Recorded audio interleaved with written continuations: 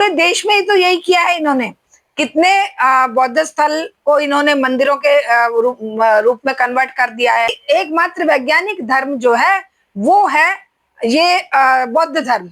और बौद्ध धर्म के जो अवशेष बचे हुए हैं, जो मठ बचे हुए हैं, या जो गया, बोध गया का जो एक पवित्र स्थल है जहां पर महात्मा बुद्ध ने ज्ञान प्राप्त किया था, उस पर कब्जा करके ये लोग ये बताना चाहते हैं कि ये भी हमारे हैं। मनुस्मृति इनके लिए वही पूजनीय चीज है, लेकिन हमारे लिए वो एक आउटडेटेड ऐसा दस्तावेज है जिसने सदियों तक महिलाओं को, दलितों को उनके अधिकारों से वंचित रखा। इन्हें वैज्ञानिक चिंतन नहीं चाहिए, लेकिन वैज्ञानिक सुख सुविधाएं चाहिए। इनको 8,500 के करोड़ में घूमना तो अच्छा लगता है, लेकिन महिलाओं के लिए मनुस्मृति चाहिए। दलितों को उनके अधिकार बताने, उनके कर्तव्य बताने के लिए कहते हैं कि तुम सेवा के लिए पैदा हुए हो। है मनुस्मृति का राग ये इसलिए अलापते हैं कि इनको उससे सुविधा है, इससे उनको जो है लाभ है। क्योंकि मनुस्मृति कोई कल्याण नहीं करी थी। कल्याण करी होती तो क्यों, तो अकॉर्डिंग टू देम क्यों हजारों साल गुलाम रहे भाई। आज वो समय आ गया है कि हम मनुस्मृति के साथ साथ इनको भी उखाड़ सकते हैं। नमस्कार, नवजागरण लाइव में आपका स्वागत है। बोध गया का मुद्दा लगातार हावी है और आज भी वहां धरना प्रदर्शन चल रहा है, लेकिन जो सरकार है ना उसके कानों तक जू रेंग रही है और ना ही प्रशासन कोई एक्शन ले सकता है, क्योंकि मामला तो सरकार के अधीन ही है। हमारे साथ है शारदा दीक्षित मैम हैं, जिनसे जानेंगे कि मैम क्या कहेंगी जिस तरह से बोध गया में ब्राह्मणों का कब्जा हो गया है और उसको हटाने के लिए लड़ाई लड़ी जा रही है, किस तरह से देखती हैं आप? देखिए, कब्जा तो सत्ता में बैठे जो लोग हैं, हम इनको चाहे ब्राह्मण कह लें, चाहे इनको पूंजीपति कह लें, चाहे इनको हम किसी भी नाम से पुकार लें, ये जब सत्ता में जो वर्ग होता है ना, वो वर्ग तानाशाह हो जाता है और वो उन सारे चीजों पर कब्जा चाहता है जिन चीजों से कोई, चाहे दलित हो, चाहे वो अल्पसंख्यक हो, चाहे कोई भी वो संबंध रखता है जो कि संख्या में कम है, या जो उस उनके लेवल की सत्ता और प्रशासन की और पैसे की ताकत नहीं रखता। तो ये लोग किसी भी सूरत में उस उनके अधिकार को, जो इनके उसके ऊपर अधिकार है कि भाई ये अपने धर्म स्थलों के खुद प्रशासन के हकदार बने, उसको भी अब पूरे देश में ही तो यही किया है इन्होंने। कितने बौद्ध स्थल को इन्होंने मंदिरों के रूप में कन्वर्ट कर दिया है। और क्योंकि एक बहुत बड़ा धर्म जो कि पूरे विश्व में खास करके एशियन कंट्रीज में इतने विस्तार में था, उसका यहाँ से सफाया होने का जो सबसे बड़ा कारण था वो यही था कि सत्ताधारी जो वर्ग है, उस सत्ताधारी वर्ग ने ये घबरा गए कि भाई एक ऐसा धर्म जो मानव को समानता की दृष्टि से देखता है, जो धर्म वैज्ञानिक चिंतन पर टिका हुआ है, वो बात अलग है कि उस धर्म को भी इन्होंने कह दिया कि ये हमारे भगवान के 14वें अवतार हैं, विष्णु के अवतार हैं। ये उन्होंने लपेटने की कोशिश तो हर चीज को करते हैं, लेकिन असल बात यह है कि एकमात्र वैज्ञानिक धर्म जो है वो है ये बौद्ध धर्म।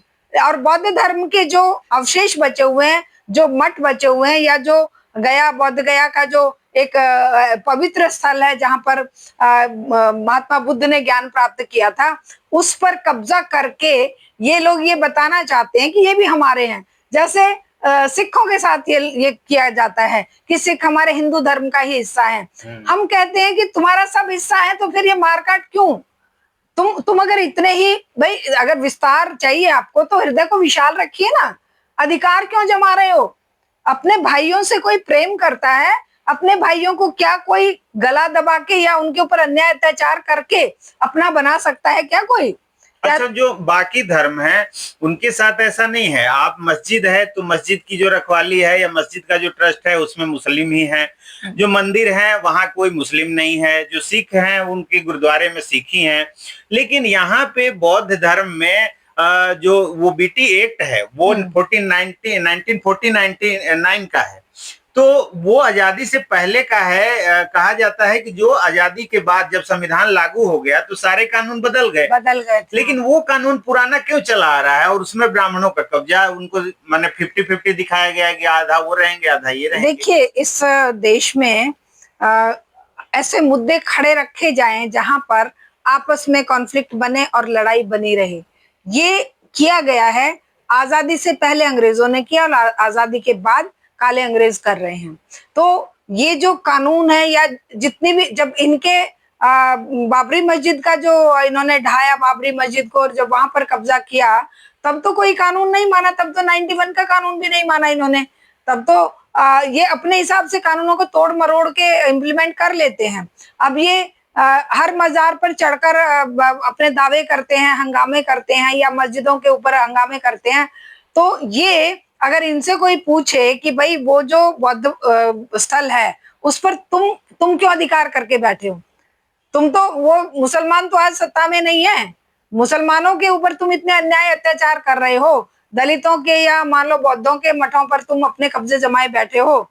तो ये जो एक दादागिरी है, ये जो सत्ता की हनक है इनके अंदर, वो इनको इस तरह से इस ब्राह्मणवाद को पुख्ता बनाने के लिए, कब्जा बनाए रखने के लिए ये इस तरह के काम कर रहे हैं। लेकिन हमारा एक और विचार भी है कि बजाय इस तरह की चीजों पर लड़ने के हमें लड़ना चाहिए, एकजुट होकर अपनी जो समस्याएं हैं उन समस्याओं के लिए खड़े होकर लड़ना पड़ेगा। तब ये सब चीजें भी उसका एक पार्ट हैं, पार्ट ऑफ हमारी जो अस्मिता है। वो अस्मिता हमारी मठों से, मंदिरों से, मस्जिदों से नहीं कायम रह सकेगी, वो होगी हमारे खुद के हक अधिकार से, बराबर का सम्मान प्राप्त करने से। और बराबर का सम्मान अगर मान लो कल को ये इनको हम इस सत्ता से ही उखाड़ फेंके, अगर हम इस व्यवस्था को ही उखाड़ फेंके, तब आप देखिएगा कितना आनंद का वातावरण होगा। लेकिन व्यवस्था की जब बात कर रही हैं, जब ब्राह्मणवाद की बात होती है तो वहां पे 90 से सत्ता बहुजनों के हाथ में है। वहां लालू यादव मुख्यमंत्री हुए, राबड़ी देवी हुई, उसके बाद 20 साल से नीतीश कुमार मुख्यमंत्री हैं। तो सत्ता तो बहुजनों के हाथ में है और उन्हीं के हाथ में वो एक्ट भी चेंज करना है, लेकिन वो क्यों नहीं कर पा रहे हैं? वहां क्यों ब्राह्मणवाद हावी हो जाता है? देखिए, आप ब्राह्मण को ना जाति से मत आंकिए। ब्राह्मणवाद असल में आपको अपने दृष्टिकोण को देखना पड़ेगा। जो सत्ता का हकदार हो जाता है वो ब्राह्मण हो जाता है, चाहे वो मायावती थी, चाहे वो लालू प्रसाद यादव है, चाहे वो नीतीश कुमार है। ये कहने को बहुजन है, जाति की पॉलिटिक्स करके सत्ता में जाते हैं, लेकिन ये होते हैं मानसिक रूप से, ये शोषक वर्ग का हिस्सा है, ये शोषक है, ये समाज का शोषण करते हैं, उस बहुजन समाज का शोषण करते हैं जिसमें से निकल कर ही आते हैं और जिसका ये अपने आप को प्रतिनिधि बताते हैं। अगर ये उसको अपना प्रतिनिधि बताते तो ये उसकी समस्याओं का समाधान क्यों नहीं कर पाए आज तक? क्या सत्ता में गए नहीं है बहुजन? बहुत गए हैं। क्या हाई पोस्ट पर बहुजन नहीं है? लेकिन वो अपने आप को उस ब्राह्मण कैटेगरी में मान लेते हैं, उस शोषक वर्ग का हिस्सा बन जाते हैं कि शोषित वंचित वर्ग को जितना दबाया जाए, जिस तरीके से सत्ता पर बने रहने के लिए उनका गला काटा जाए, उतना हम काटेंगे। लेकिन संविधान की रक्षा की बात तो ये करते हैं कि हम संविधान बचाने वाले हैं और वो संविधान खत्म करने वाले। इस व्यवस्था में संविधान बचाने का ड्रामा और धोखा करने वाले ये लोग अपने जब सत्ता में थे कितना संविधान बचाया था इन्होंने, और संविधान को अगर बचाना है तो जनता खुद सड़कों पर उतरकर बचाएगी और ये सारे धर्म और जाति की बाधाएं तोड़कर बचाएगी।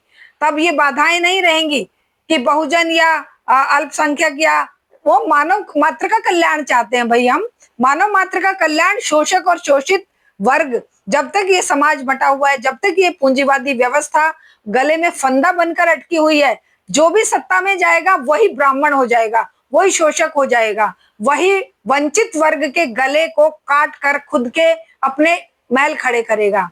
तो हमें इन बातों को अच्छी तरह समझ लेना चाहिए कि धर्म, जाति, रेसेस या कोई भी या क्षेत्र, किसी भी तरह का भेद कोई मायने नहीं रखता। जिसके हाथ में सत्ता और पैसा आ जाता है वो उसी वर्ग का हिस्सा बन जाता है जो इस धरती पर बोझ है, जो इस मानव मात्र की धरती पर भारी बोझ के पत्थर की तरह रखे हुए हैं।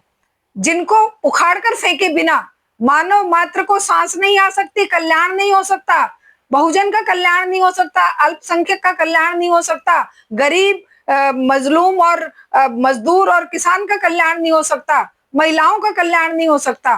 तो इस व्यवस्था को उखाड़ कर फेंकना ही आज हमारा उद्देश्य होना चाहिए और जनता को यही बात हमें समझानी चाहिए। लेकिन यही जो व्यवस्था है, यही जो सरकार है, वो संविधान को ही खत्म करना चाहती है। उसमें एक जो पक्ष है वो फिर से मनुस्मृति लाना चाहता है। देखिए, मनुस्मृति इनके लिए वही पूजनीय चीज है, लेकिन हमारे लिए वो एक आउटडेटेड ऐसा दस्तावेज है जिसने सदियों तक महिलाओं को, दलितों को उनके अधिकारों से वंचित रखा।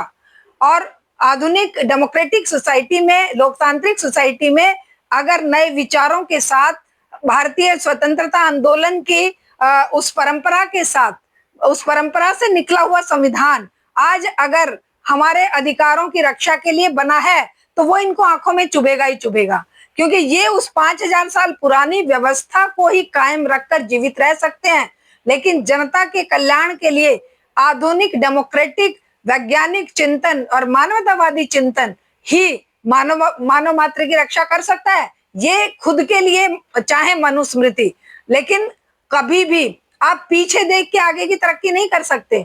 अगर ये पीछे मुड़कर कहेंगे कि हमें वो लाना है तो गिरेंगे गड्ढे में, होगा इनका सर्वनाश। अगर हम आधुनिक विश्व के वैज्ञानिक विचार लेकर, इन्हें वैज्ञानिक चिंतन नहीं चाहिए लेकिन वैज्ञानिक सुख सुविधाएं चाहिए। इनको 8,500 के करोड़ में घूमना तो अच्छा लगता है, लेकिन महिलाओं के लिए मनुस्मृति चाहिए, दलितों को उनके अधिकार बताने, उनके कर्तव्य बताने के लिए कहते हैं कि तुम सेवा के लिए पैदा हुए हो। है मनुस्मृति का राग ये इसलिए अलापते हैं कि इनको उससे सुविधा है, इससे उनको जो है लाभ है, तो उस लाभ को हमें नहीं बनने देना है। हमें मनुस्मृति के साथ साथ इनको भी उखाड़ फेंकना है। जो सत्ता से चिपके रहकर, हमेशा ये होता है कि जो सत्ता में है, जो स्थायी, उसे स्थायी करने के लिए उन सारी पुरानी सड़ी गली मान्यताओं को, परंपराओं को जनता पर थोपता है, जनता को एक सांप की तरह लपेटने की, अजगर की तरह लपेटने की कोशिश करता है, लेकिन जनता छटपटाकर उसको उखाड़ कर फेंकती है। तो आज वो समय आ गया है कि हम मनुस्मृति के साथ साथ इनको भी उखाड़ कर फेंके, क्योंकि मनुस्मृति कोई कल्याण नहीं करी थी। कल्याण करी होती तो क्यों, अकॉर्डिंग टू देम क्यों हजारों साल गुलाम रहे भाई? मनुस्मृति तो बहुत अच्छी तुम्हें विचारधारा दे रही थी ना। तब तो पूरा समाज जो है सोने की चिड़िया, आर्थिक रूप से तो भारत के पास बहुत दौलत थी। फिर क्यों सामाजिक रूप से अपने समाज के हजारों टुकड़े बनाकर रखे? क्यों तुमने महिलाओं को कैद कोठरियों में कैद रखा? क्यों 1600 रानियां हमारे भगवानों की भी बताई है तुमने? क्यों राजा महाराजा भी सैकड़ों रानियां रखते थे? तुम मुसलमानों को कहते हो कि भाई ये तो कई कई शादियां करते हैं, तुम्हारे धर्म ग्रंथों को उठाकर देख लो। तो क्यों हम, अरे हमारे तो पूजनीय दशरथ जी की 3 रानियां थी, है? तो ये मनुस्मृति का ही प्रकाश है कि वो प्रचार है कि भाई वो महिलाओं को इंसान ही नहीं समझते, वो उसे उपभोग का सामान समझते थे कि जो जितना पैसे वाला उसके पास उतनी ही रानियां, उसके पास उतना ही ऐशो आराम का साधन रहेगा। तो ये मनुस्मृति की जो इनकी जो मानसिकता है, उस मानसिकता को चैलेंज करने की, उखाड़ कर फेंकने की आज बहुत बड़ी जरूरत है। आप एक महिला भी हैं और एक खास वर्ग जो ब्राह्मण वर्ग जो मनुस्मृति की दुहाई देता है, तो आप ब्राह्मण वर्ग से आती हैं। क्या आपको नहीं लगता कि मनुस्मृति ने कल्याण किया है देश के लिए? तो वो दिख रहा है ना कल्याण। तो 200 साल अंग्रेजों के गुलाम रहे और समझ लीजिए 700 ईस्वी से लेके और 1600 ईस्वी तो 1600-1700 ईस्वी तक हम बाहरी आक्रांताओं के, जो कि खैर अब तो वो हमारे ही परिवार का हिस्सा बन गए।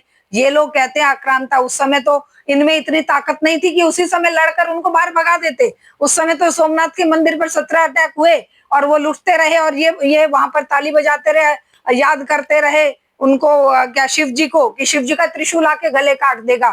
तो ये मान्यताएं हैं इनके मनुस्मृति की।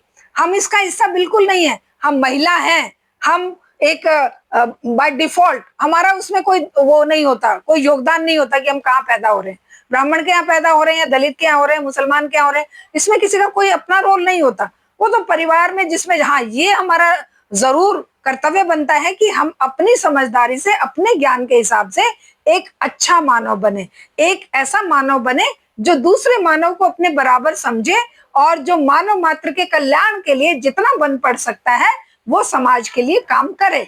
हम वही प्रयास कर रहे हैं। चलिए, तो अभी चलते चलते आखिरी सवाल ये कि जो इस समय सुप्रीम कोर्ट के जो जज हैं, मुख्य न्यायाधीश हैं, वो दलित वर्ग से आ रहे हैं और जो ये मामला है वो दलित बहुजनों के काफी लोकप्रिय जो बौद्ध धर्म है वो काफी जुड़ा हुआ है। तो क्या लगता है, उन्होंने ये भी कहा है कि मैं बौद्धिस्ट हूँ, तो क्या लगता है वो कुछ कर पाएंगे, क्योंकि सुप्रीम कोर्ट में लगातार सुनवाई टलती जा रही है?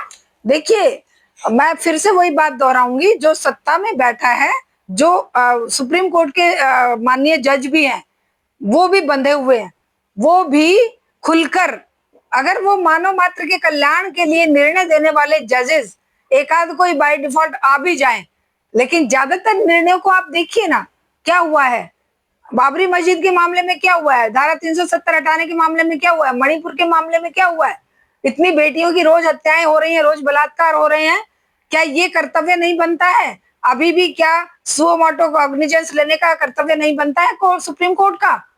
क्या ये इनसे उम्मीद करेंगे आप, चाहे वो बहुजन समाज के हों, चाहे वो दलित वर्ग के हों, चाहे कहीं के भी हों, इनके भी हाथ उसी व्यवस्था के साथ बंधे हुए हैं और बंधे हुए हाथों वाला आदमी स्वतंत्र नहीं रह सकता। स्वतंत्र वो रहेगा जो संघर्ष के लिए तैयार होगा, जो सब कुछ दांव पर लगाकर केवल न्याय और समानता, बंधुत्व, भाईचारा और देश के मानव के कल्याण के लिए, देश के कल्याण के लिए कार्य करने की क्षमता रखता होगा। हर एक को अपने, अब देखिए ना, जज इधर रिटायर होते हैं, उधर जाकर वो राज्यपाल बन जाते हैं, राज्यसभा चले जाते हैं, या एम्बेसडर बन जाते हैं, या चुनाव में खड़े होकर एमपी बनकर आ जाते हैं। तो क्या उम्मीद करेंगे हम? हमें बिल्कुल उम्मीद नहीं करनी चाहिए। हाँ, एक चीज से हमें जरूर उम्मीद करनी चाहिए, वो है जनता की ताकत, जनता का संघर्ष और जनता का प्यार, प्रेम और भाईचारा और आपसी सद्भाव। यही जनता की समस्याओं का समाधान कर सकता है, इसके अलावा कोई और रास्ता नहीं है। चलिए, तो ये थी शारदा दीक्षित जी, जिन्होंने बोध गया मुद्दे पर अपनी बात रखी। आगे जो भी अपडेट होगा बताते रहेंगे, बने रहिए नवजागरण।